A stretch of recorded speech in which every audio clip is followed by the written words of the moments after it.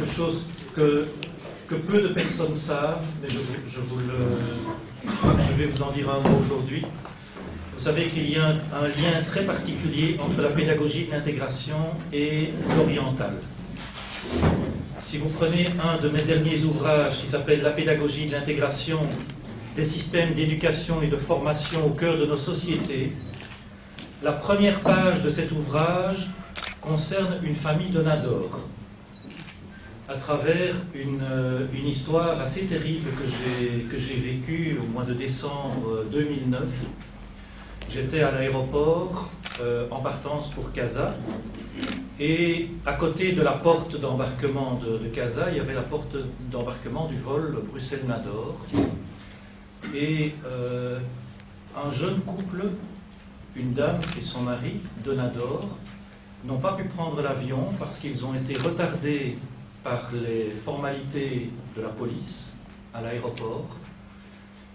Et il faut savoir que ce couple avait dans l'avion le cercueil de leur petit garçon de 2 ans et demi. Et ils n'ont pas pu voyager dans le voyage de retour avec leur petit garçon. C'est une histoire qui m'a bouleversé. À l'aéroport, j'ai fait les pieds et les mains pour qu'on modifie cette situation. Et je me suis dit, c'est quelque chose qui ne peut plus durer. On est arrivé à un point de déshumanisation de notre société qui est poussé à l'extrême à certains moments. Et je me suis dit, j'ai envie de commencer mon ouvrage avec cette histoire-là, parce que pour moi, elle est le témoin de ce qui se passe trop souvent dans notre société, où l'être humain est considéré finalement plus comme être humain, mais peut-être comme un consommateur, peut-être parfois même comme un objet.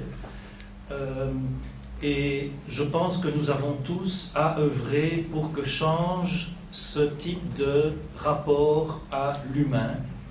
Et c'est la raison pour laquelle je me suis dit, le titre de ma conférence, je vais l'orienter vers cet aspect justement,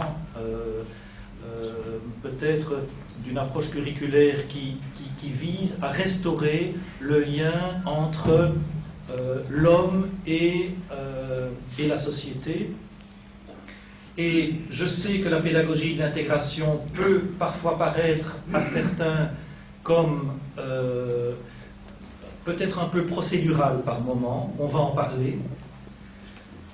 J'essaierai de vous expliquer aussi en quoi, pour toute approche curriculaire qui se veut équitable et qui veut s'adresser à l'ensemble des élèves d'un pays, il est nécessaire de se donner un minimum de cadre, pas trop rigide, mais un cadre structurant malgré tout.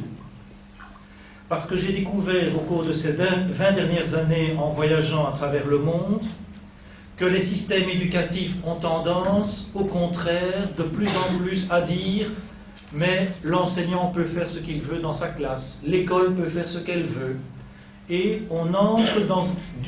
peut faire ce qu'elle veut du moment qu'il y ait certains résultats. » Et donc, les systèmes éducatifs actuellement évaluent de plus en plus les résultats, mais sont de moins en moins, accordent de moins en moins d'importance au processus d'apprentissage lui-même. C'est-à-dire qu'on apprend de moins en moins et on évalue de plus en plus.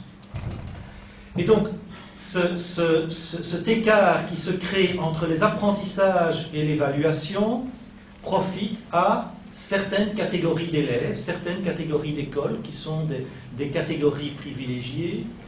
Et pour répondre à ce type de dérive, qui est un peu une dérive du système que j'appelle le système de la marchandisation, dans une optique néolibérale, pour remédier à ce type de dérive, eh bien, il est nécessaire de donner à l'école un cadre qui n'est pas un cadre rigide, mais qui est quand même un cadre de référence pour que l'ensemble des élèves puissent acquérir les savoirs et les compétences de base qui vont leur permettre plus tard de s'insérer dans la vie socio-professionnelle. Et donc je voulais commencer par ça, par planter un peu le décor.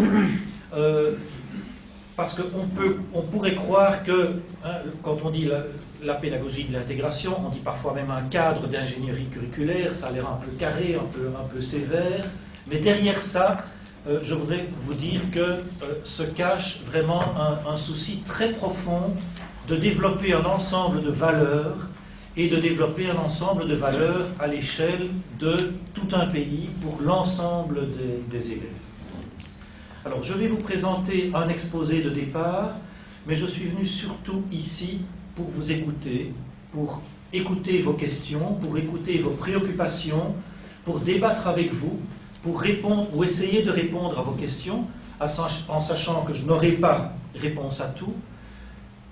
On dit en général que j'ai réponse à beaucoup de choses, et c'est vrai que j'ai réponse à beaucoup de choses, parce que j'ai roulé ma bosse, comme on dit, et il n'y a rien dans la pédagogie de l'intégration, même le plus petit détail n'est pas le fruit du hasard, c'est parce qu'il y a des choses qui ont été expérimentées dans des pays et des pays et des pays, hein, et donc il y a excessivement peu de choses qui sont le fruit du hasard, et c'est tout ça que je voudrais un petit peu dérouler devant vous en toute transparence.